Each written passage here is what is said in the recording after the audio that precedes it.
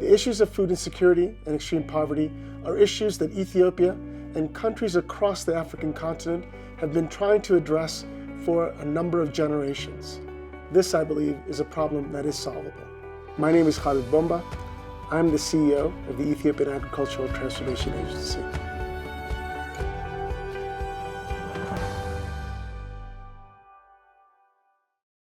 For the past 25 years, extreme poverty has been an issue that Ethiopia is trying to address by addressing the issue of food insecurity.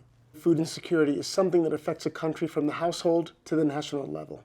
At an individual household level, an insufficient amount of nutritious, high-value food can affect the cognitive ability of children, can affect the earning power of the household, can affect the ability of the household to sustain itself.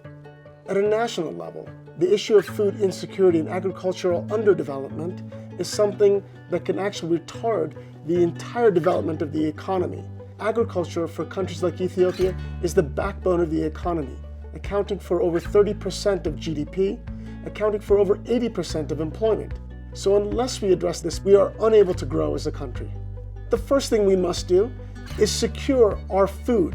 We have to be able to feed ourselves. At the same time, we have to be able to open new opportunities for our farmers.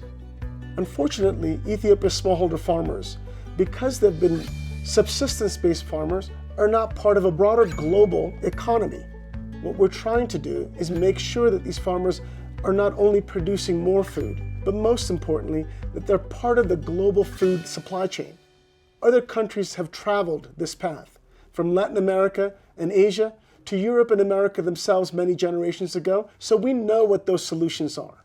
In Ethiopia, we've launched something called the Agricultural Commercialization Cluster Initiative that brings together many parts of the supply chain, from research to actual production to storage, transportation, market linkages. We are solving problems that are real problems for farmers so that we can feed our domestic economy and ultimately produce what global consumers are demanding. Over the past 10 years, I've seen Ethiopia with my own eyes grow in agriculture at a rate of 8 to 10% per annum. I've seen new innovations that are being adopted by farmers very quickly.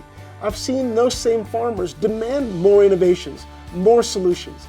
So it's the farmers themselves that make me optimistic. Imagine a world where Ethiopia is not only able to feed itself, but feeding the rest of Africa.